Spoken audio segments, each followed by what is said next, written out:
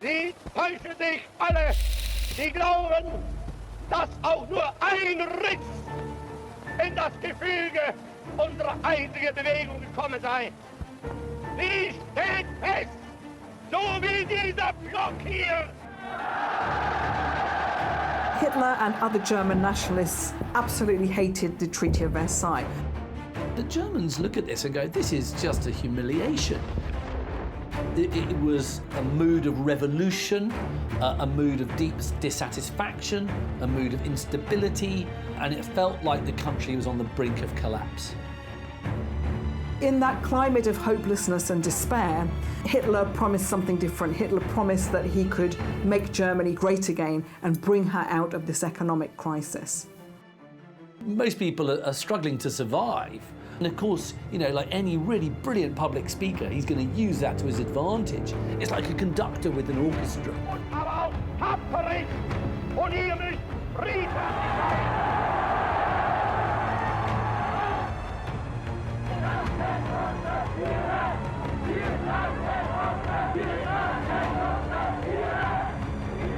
They're looking for a strong leader. They want someone to emerge who's going to, you know, take the country out of this kind of hell and transform it. Hitler, Sieg!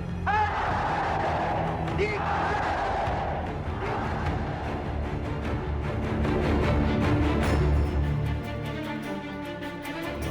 2 oder 3 Monate vergangen sind, wird euer Terror beseitigt sein. Verwahren wir das Freiheit.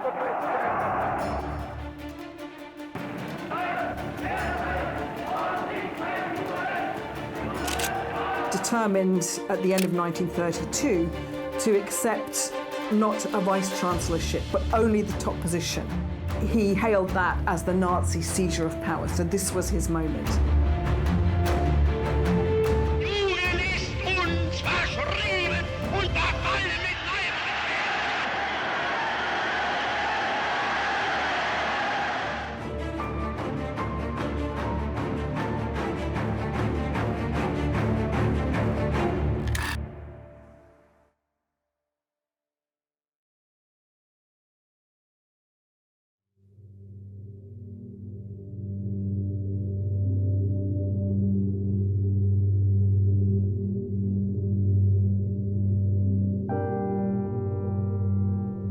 Hitler was a moody and surly child. His father was 52 years old, Alois, and his mother, Clara, was quite a bit younger. So he was much closer to his mother. Hitler's father was really abusive. He would often beat the young Adolf after he had had too much to drink. But his mother, on the other hand, was very loving, and she would often try to throw herself between Adolf and his abusive father. Of course, what Hitler's learning from his father at this very early stage is that if you want to dominate someone, you've got to be strong and you've got to be brutal.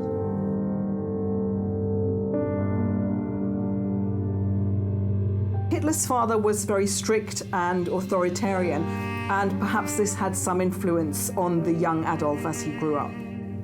There's this extract in Mein Kampf in which Hitler remembers his old history teacher, a man called Leopold Putsch, and the profound effect that his classes had on the man who would lead the Nazi party. Putsch himself was born in what we today call Slovenia, but he was this kind of nationalist who believed in a kind of, you know, wider Germany, and he despises the rulers of Austria-Hungary, the Habsburgs. You know, and what Putsch frequently voices are his political views in the classroom, and there's no doubt that they are shaping Hitler's own nationalism.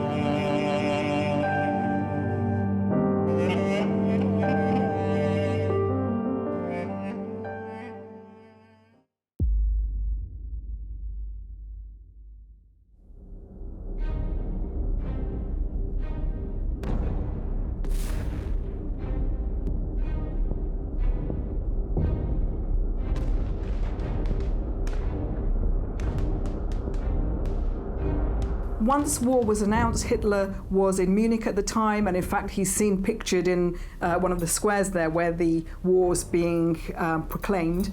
And what he does is to volunteer to join the Bavarian army. And he goes off and fights, and he's present at the First Battle of Ypres. He's at the Battle of the Somme, he's at the Battle of Arras, and he's even at Passchendaele. And at Somme, he's actually wounded. So he has what people call a good war. He's even decorated for bravery and gets the Iron Cross Second Class in 1914. He was wounded in the war and in fact blinded temporarily. With the recovery from blindness, he suddenly seemed to think he had a mission in life, that there was something preordained, the fact that he'd survived the war and that he'd recovered his sight, that he had a mission to fulfill.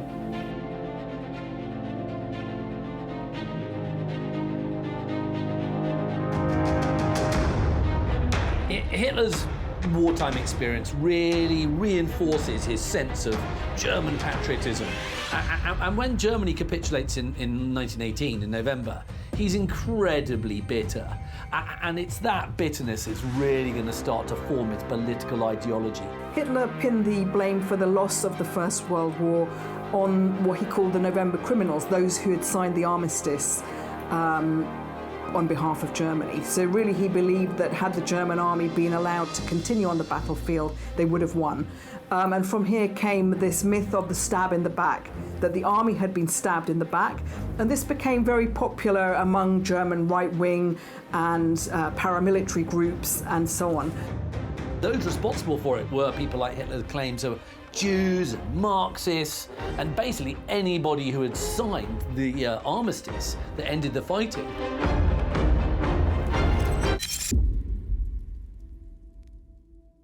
Hitler and other German nationalists absolutely hated the Treaty of Versailles, and this was for a number of reasons. So, first of all, the victorious Allies had blamed Germany for the outbreak of the war. So there was a clause in there called Article 231, the War Guilt Clause, which placed the blame for the outbreak of the war squarely on the shoulders of Germany and her allies.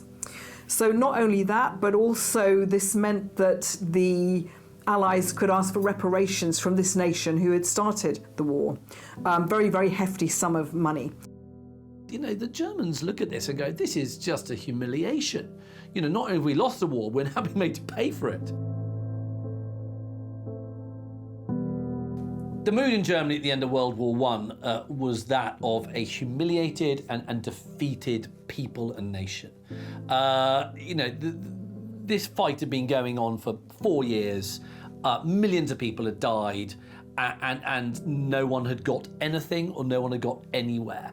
It was a mood of revolution, a mood of deep dissatisfaction, a mood of instability, and it felt like the country was on the brink of collapse. So in the aftermath of the First World War, prices had increased greatly. So by the time of the hyperinflation, you saw people going out with wheelbarrows worth of money because the currency had become practically worthless. So literally a wheelbarrow of money to buy a basic household provision. There was lots of political, economic and social upheavals and dislocations. So the Kaiser had abdicated, so now he'd been replaced, that rule had been replaced with the Weimar government, which was a liberal democracy. So this is a new experiment in democracy for Germany. And the Weimar Republic was attacked both from left and right in these early years after the war.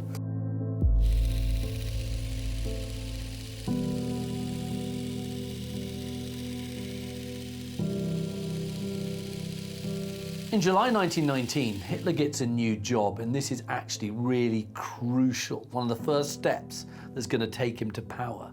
And what he's appointed to become is an intelligence agent for a reconnaissance unit of the German army. And what he is, asked to do is to kind of influence other soldiers, but also what he's asked to do is to infiltrate political parties. And one of the parties that Hitler is asked to infiltrate is called the German Workers' Party.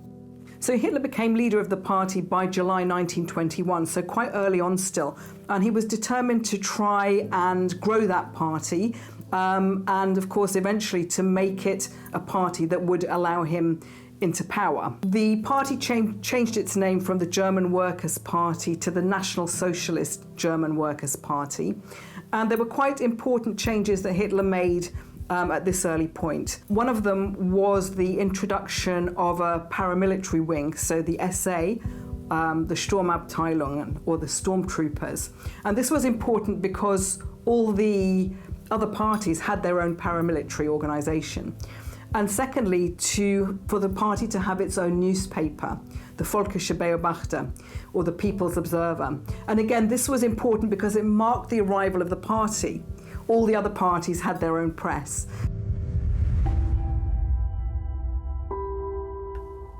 Hitler's speeches are really vitriolic, but they're very effective and they attract regular audiences. And what he's found, he's got this gift for speaking. He is a natural demagogue, and he's really good at using populist themes, and he labels scapegoats for losing the war. You name it, Jews, communists, whoever Hitler hates on that given moment, he'll lay into them. Hitler's charisma and his ability to speak so well, to really draw crowds and attract attention to the party, meant that his role was crucial even from an early date. Listeners are listening and watching this and they're thinking, yes, these are the reasons for our economic hardships. And Hitler's also got this huge personal magnetism. And he's got this instinctive understanding of the psychology of crowds. And of course, like any really brilliant public speaker, he's going to use that to his advantage. It's like a conductor with an orchestra. And what historians have noted is the kind of hypnotic effect that his rhetoric has on these huge audiences. And also people notice, how his eyes, are so effectively used when he's talking to smaller groups. Der Völkerstreit oder Hass untereinander, wird gepflegt von ganz bestimmten Interessenten. Es ist eine kleine, wurzellose internationale Clique, die die Völker gegeneinander hetzt. In 1923, Hitler asked for the help of a general from the First World War, a man called Erich Ludendorff, and he says to Ludendorff, I want to have a coup, and I want to take control violently. And this becomes known as the Beer Hall Putsch. In his early years, when he was leading the Nazi party, Hitler was a big admirer of Mussolini. And what the Nazis had done, and what Hitler had done, is he looked at Italy, he looked at the Italian fascists, as a model for some of their appearances, some of their policies. And what he has seen is Benito Mussolini's march on Rome in 1922, which had been so successful. And Hitler thinks, well, look, I can do this in Bavaria. And by doing this kind of march, I can actually challenge the government in Berlin. I can take power in the same way as Mussolini did.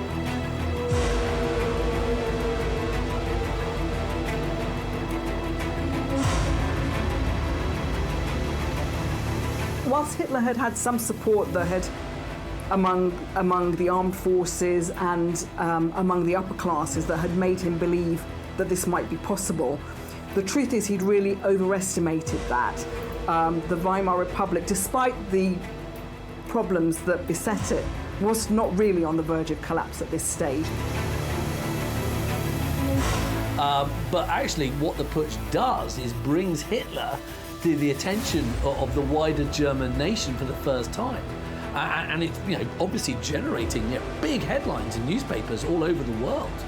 And then, of course, he's arrested, and you've got this 24-day trial, which is hugely publicised.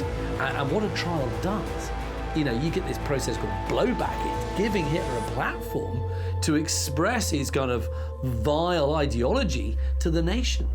And so this claim for power was a failure, a fiasco.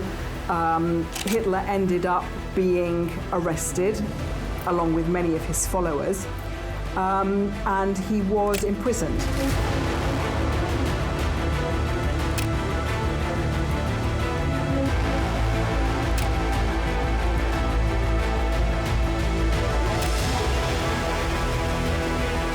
On April the 1st, Hitler is sentenced to 5 years imprisonment at Landsberg prison for his involvement in the Beer Hall.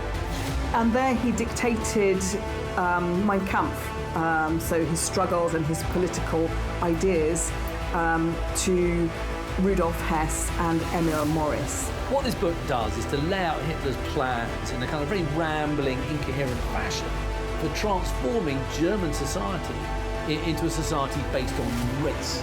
So throughout the book, Jews are equated with germs, and they're presented as the international poisoners of society. Anti-Semitism, anti-Bolshevism were two of the key ideologies. He also despised democracy, and these kinds of ideologies were written in very, very fervent and strong terms in Mein Kampf. So, according to Hitler's ideology, there was only one solution to this, and that was their extermination.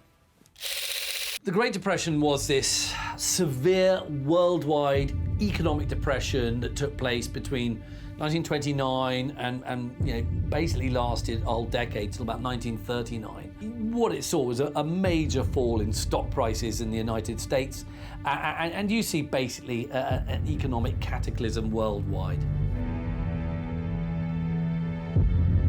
Hitler and the Nazi Party, they prepared to take advantage of the emergency. The emergency is kind of great for them because with their extremist politics, they can say, only we have the solution. And they're going to use this to gain support for their party.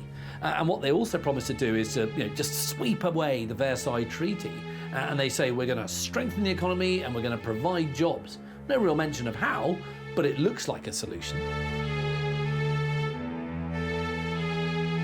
Whilst the Nazi Party in 1928, before the Wall Street crash, had been polling a fractional percentage of the vote, in the elections of July 1932, the Nazi Party polled more than 37% of the vote. So this made it the largest party in Germany. So it was now a party to be reckoned with. So it was actually quite a symbiotic relationship. It was a kind of two-way street, that there's the population giving a large amount of consent and backing to these dictatorships. The reason for the success at the polls was that the Nazi Party seemed to offer something to everyone. So to the young people, it was a party of dynamism and youth. To the elderly and the pensioners who'd seen their life savings just decimate overnight. He could attract the old, he could attract men and women, even across the social classes. So he attracted support from among the aristocracy. The middle class, of course, was the biggest part of his vote, but also a quarter of German workers were voting for the Nazi Party too by this point. But certainly within the first few years in which he was in power, and it seemed like the economy was going well, the majority of people in Germany, I think it's fair to say, really liked Hitler, and they thought that actually he is transforming our nation.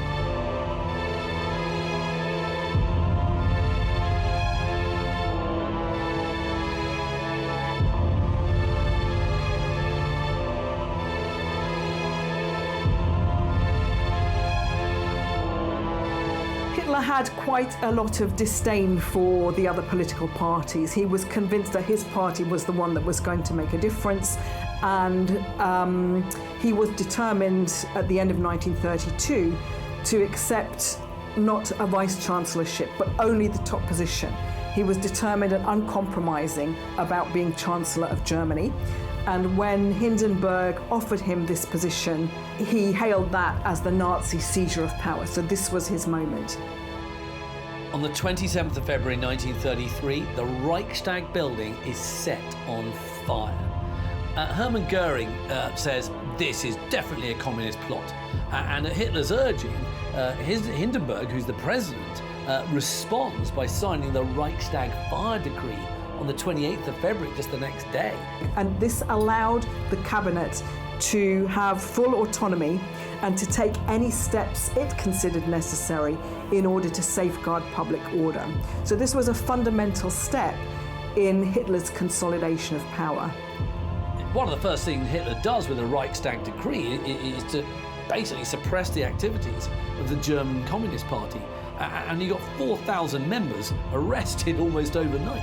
Essentially, Hitler was able to maneuver the situation so that the Nazi Party became the only party. So we see the arrival of a one-party state. It's very likely that the fire at the Reichstag was organised by the Nazis as a pretext for a kind of mass persecution of communists and social democrats in Germany. Of course, the purpose of the decree is, and the whole purpose of the fire, if the Nazis did indeed, set it, was to manufacture an excuse for repression and control.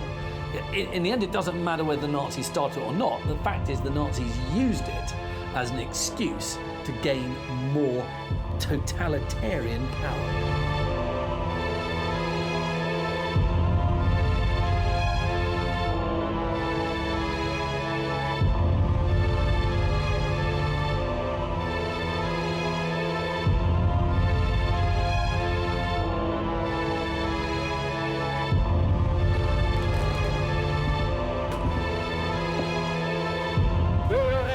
Adolf Hitler.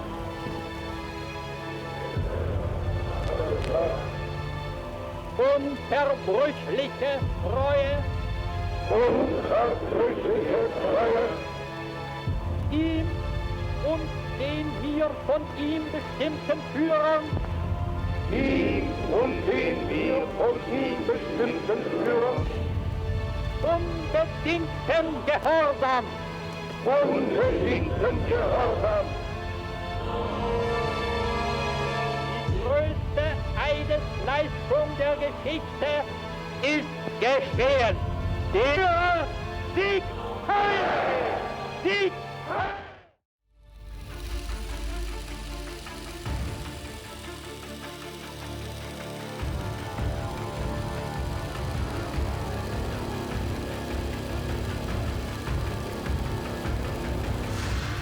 The creation of an enemy was very important, and that could be an internal enemy or an external enemy or both.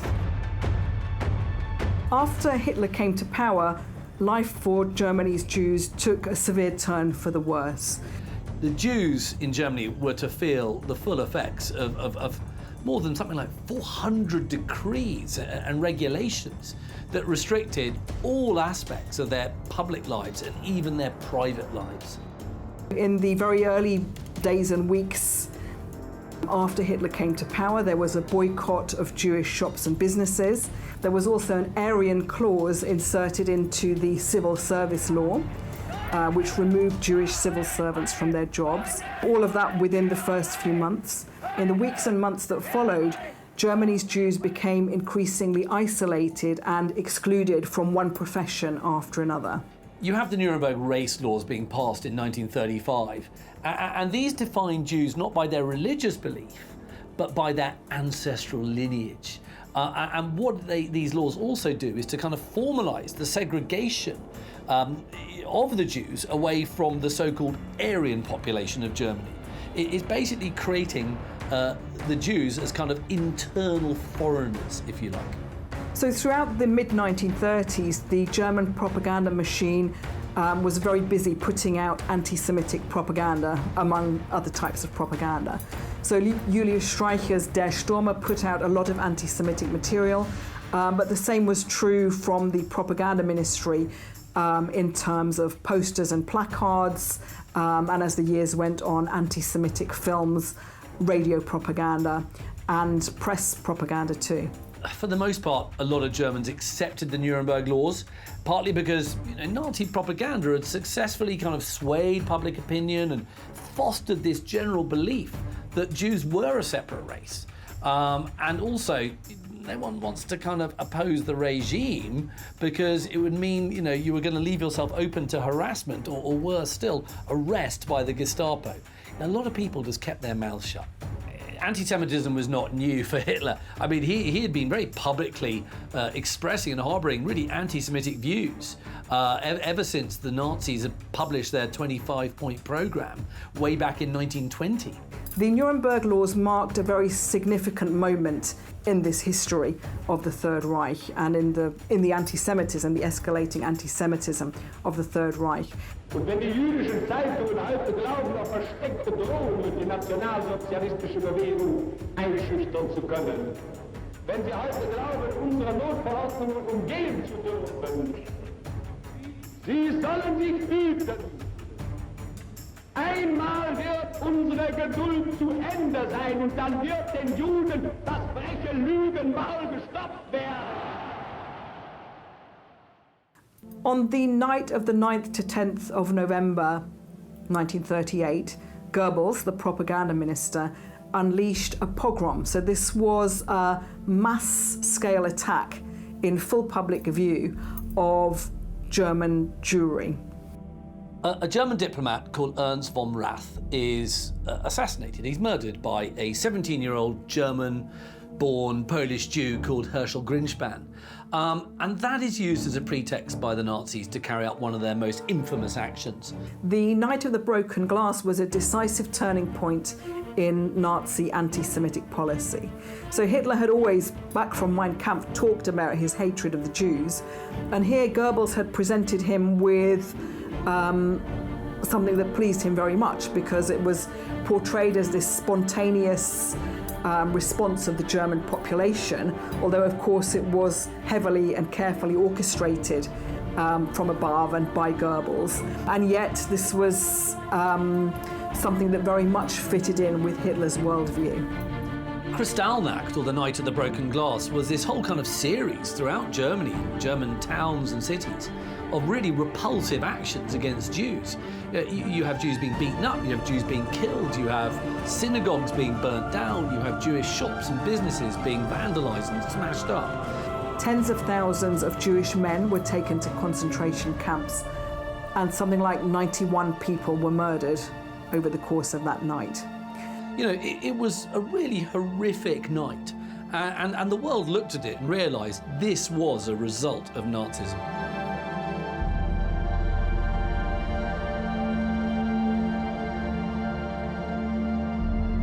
You know, you can look at the Night of Broken Glass as being undoubtedly a precursor for what was going to come, and that, of course, was one of the darkest episodes in human history.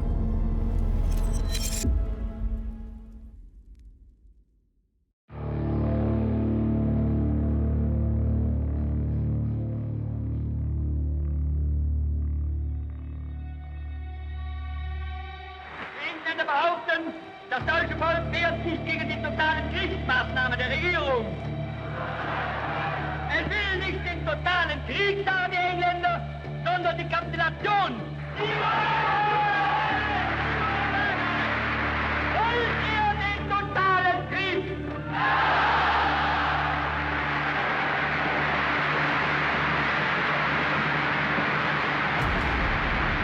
Wollen wir ihn, wenn nötig, totaler und radikaler, als wir ihn uns heute überhaupt erst vorstellen können?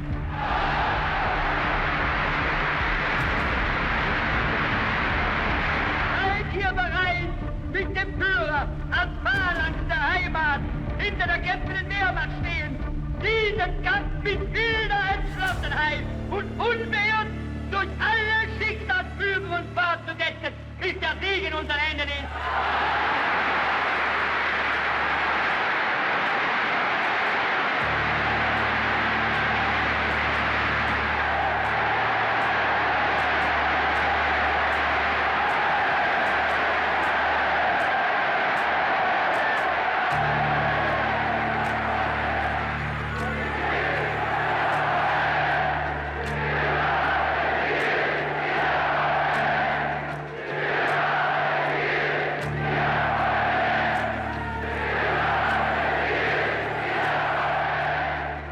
Throughout the course of the 1930s, he had torn up the Treaty of Versailles, one clause after another, got what he wanted without the need to resort to war. So in 1938, he got his Anschluss, his union with Austria. Following that, he took the Sudetenland and then the rest of Czechoslovakia. And then it comes to this point in September 1939, where he makes his attack on Poland. It was at that moment they went to war. This was a war that Hitler wanted. He was an out-and-out aggressor. He'd kind of got all of his aims up until then without even needing to go to war, and yet it was this moment that sparked the Second World War.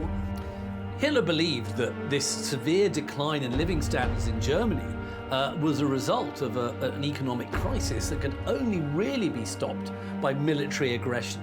The German population were a bit more reluctant to go to that war, but with all of these foreign policy successes that Hitler had achieved through the 1930s, his position as infallible and the kind of whole cult of the leadership that surrounded him had only continued to grow. And of course, the first months of the war were very successful for Germany, with the Blitzkrieg lightning strike on Poland, and then very quick successes in the West. Mussolini is watching the progress of Hitler with actually quite a lot of jealousy. He's a bit bitter, to be honest. You know, and as he sees each fresh German victory, he gets more and more livid. And he's starting to express the hope that maybe the Germans will be slowed down, or they'll have a defeat or some form of reverse. And that will make him feel a little bit better. You know, we don't like it when our friends are too successful. And this is what's going on here. But Germany, of course, just advances westward, you know, and not only takes all the Low Countries, but even, you know, takes France. And when France is on the verge of collapse, you know, Mussolini felt he can't delay any longer. So then on June the 10th, 1940, there's this fateful declaration of war.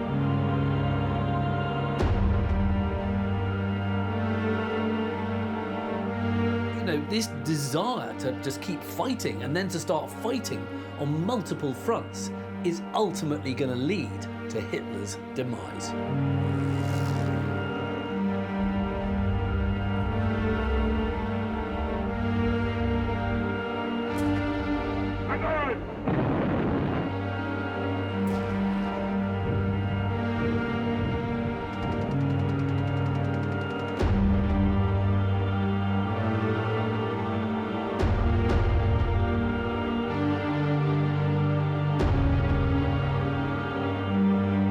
Had Hitler stopped after he had successfully conquered France and the Low Countries, and not decided in June 1941 that he was going to invade this really quite big country called Russia, he may have stayed in power. Tide turned for Germany at the Battle of Stalingrad, and I think that the feeling that the German population had for him as this infallible leader really changed from that point onwards. This is a war that Hitler has fought for too long, and he's fighting it to the death. And he's fighting it to the death of the people who he supposedly loves. And he no longer loves them by the end of the war. And he says that basically the German people don't deserve him, the German people don't deserve Germany, and everybody should fight to the death because basically, you know, they don't deserve to be alive because they failed him. Classic narcissistic thinking. The world is for him, you know, and he's not there for the world.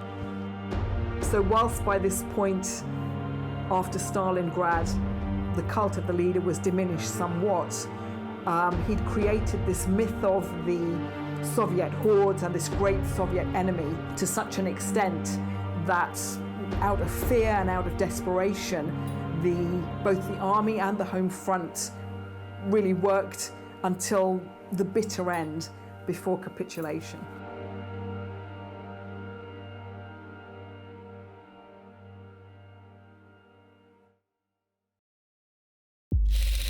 The first half of 1945 is probably the darkest 6 months in Germany's history because it's being invaded by, you know, the Russians, the Red Army from the east, and you've got the other allies coming through from the west.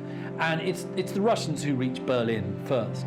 And when they reach Berlin, it's a city in rubble, it's a city in flames, it's a city in chaos, it's a city in which squads of marauding loyal Nazis are going around hanging people who are not taking part in the resistance to the city. It's a city in which you then got some Nazis committing suicide. It is the most benighted, appalling place you can imagine. And you've got the Soviet army literally raping and pillaging this city. Towards the end of the war, of course, Hitler was spending more and more time in his mountain retreat, the Berghof, and then people were seeing less of him. He was making less and less public appearances, and then eventually, in the last months of the war, into the Führer bunker. And this is when public opinion of the Führer starts to crumble. Hitler's last days in the Führer bunker under the Reich chancellery in the centre of Berlin, are a kind of terrible end of a Shakespearean tragedy, as the thunder of Russian artillery all around them, and they're deep inside this sort of concrete underground fortress. Everybody's sort of kind of going mad, and especially Hitler. Hitler and the Nazi leadership felt increasingly desperate as the Allied forces advanced closer and closer to Berlin. Nevertheless, in that desperation, they were all the more determined to fight to the bitter end and to bring the nation with them.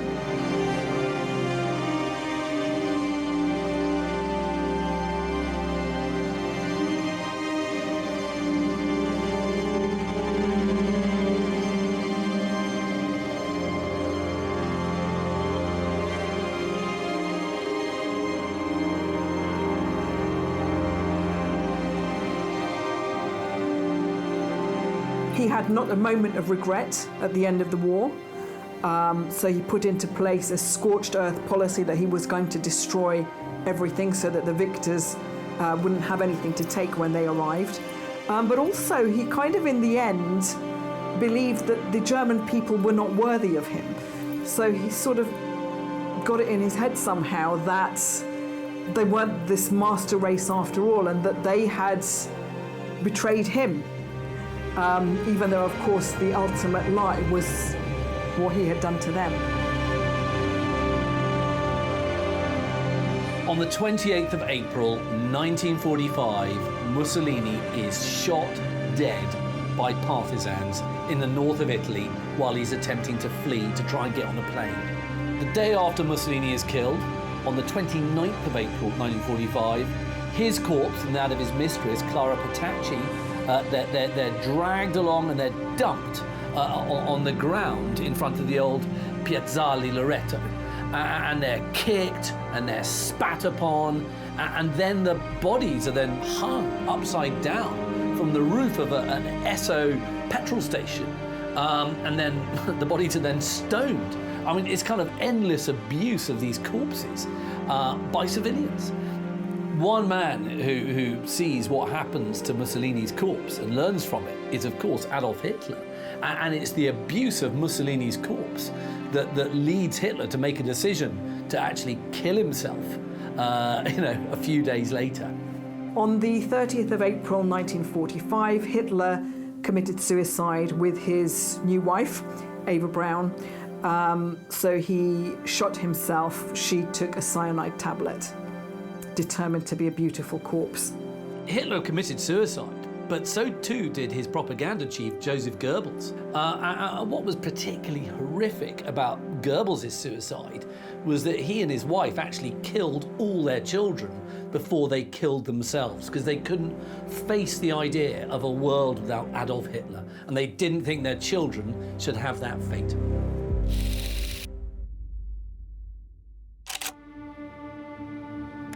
Hitler's personal anti-Semitism came to be translated into state policy, and as the years progressed, the policies became more and more radical. The final solution to the Jewish question, it's a kind of horrific phrase, if you like, but that was the kind of official name for the murder of all Jews that the Nazis could get their hands on. And it wasn't just restricted to the European continent. They tried a variety of different policies, from emigration to territorial solutions, and eventually they settled on the mass murder of European Jewry through the use of poison gas. The international community had a very good idea from the word go that the Nazis were anti-Semitic, but I don't think anybody believed that Jews were going to be killed on an industrial scale. It was a fully fledged industrial genocide. The Jews were murdered in thousands at a time in gas chambers, and then their bodies were subsequently cremated. When the Allied forces turned up at the camps, places like Belsen, The world was horrified when they saw the footage that emerged. You know, corpses piled up, having to be bulldozed into pits. And the Allied forces, when they saw what had been done to all these people in the camps, they often got local Germans in to come and see what had been done in their name. And obviously they also made, you know, some of the people running the camps, the SS, not only help, you know, clean up the camps and you know, dispose of the bodies, but obviously there was also summary justice.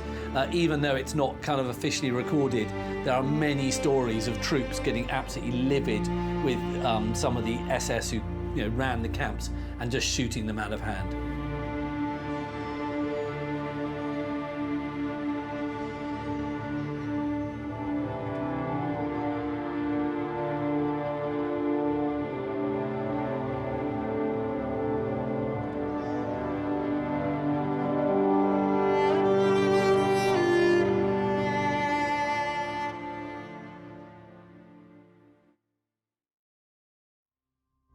The question of how much the Germans knew about what had happened to the Jewish population is very complex. So certainly they knew that their Jewish compatriots were disappearing, being taken away. They were being taken away, they believed, as indeed some of the Jewish people themselves believed, they were taken away to work in the East. You know, during the war, word leaked out from people who had escaped some camps. There were aerial pictures taken of places like Auschwitz. So, you know, by the middle of the war, the world at large had a very good idea that this slaughter was being carried out on an industrial scale. Yes, some rumours did circulate back from soldiers on leave, and other information did filter back to the Reich, but the German population was busy with facing its own war, dealing on a day-to-day basis with the course of the war, Allied bombings, rationing, food shortages. It took a long time for the German people to really come to terms with what had been done in their name. I think a lot of German people throughout the war had more than an inkling, but I don't think they knew the extent of the savagery of what went on, you know, behind those miles upon miles of barbed wire. There was a deliberate policy on the part of the Nazis that this extermination should take place not on German soil. So these death camps were all in Poland, so they were out of the direct line of vision of the German population. You know, as well as places like Auschwitz, which were relatively easy to keep quite secret, what people also knew about from troops returning from the front, and especially from the Eastern Front, was the Einsatzgruppen, the mobile killing squads that went behind the German lines, killing anybody they regarded as being an enemy of the Third Reich, such as Jews and communists and so on. And the Einsatzgruppen killed millions of people, and it was impossible to keep that quiet. So once again, there had been some knowledge, but limited knowledge, about the extent of what the Nazi regime was putting into place in terms of this genocide that was taking place in the death camps. When the Germans fully appreciated what had been done in their name by the Nazis, it took a very long time for that to sink in. If you look at public opinion polls carried out in the 40s and the 50s in Germany, there was still a lot of residual affection for Nazism. It was felt that this was something that had made Germany great again. It was something that had got things moving and done. Yes, there had been excesses, the small matter of the Holocaust, clearly. But some people in Germany were willing just to say, if we can divorce the kind of genocide bit from Nazism, you know, is Nazism so bad? So there was still this sort of kind of, I'm not saying all Germans, I mean, but a minority of Germans were still, you know, affectionate towards Nazism and towards Hitler. But I think, yes, ultimately, when it was shown quite how evil Nazism was and the German people fully appreciated it, then, yes, the opinion of Hitler was not quite so good.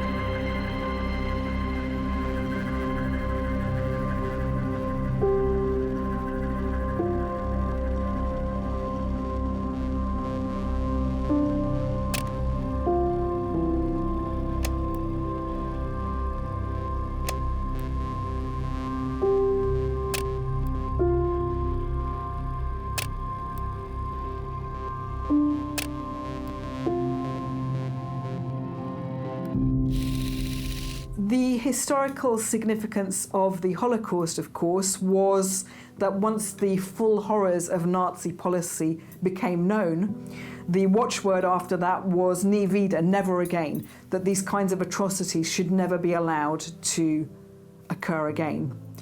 And yet in the period after 1945, so through the end of the 20th century and into the 21st, we have seen genocides continue to take place.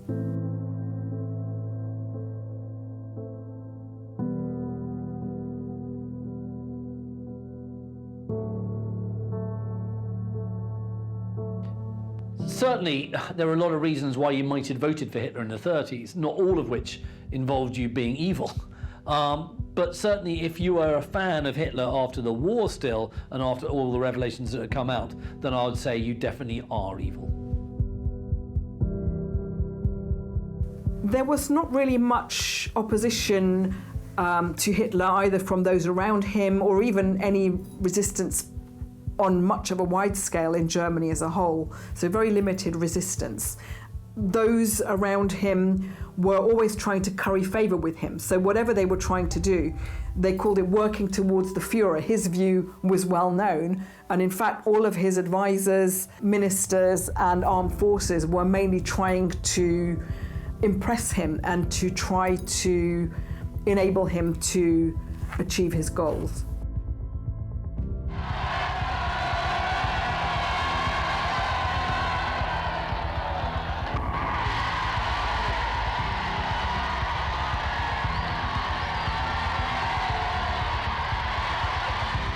In some ways, Hitler cheated by killing himself. He got away with any punishment for all the suffering he had caused, not only to Germany, but of course to the world. And it was actually his generals and his inner circle who are going to pay the price.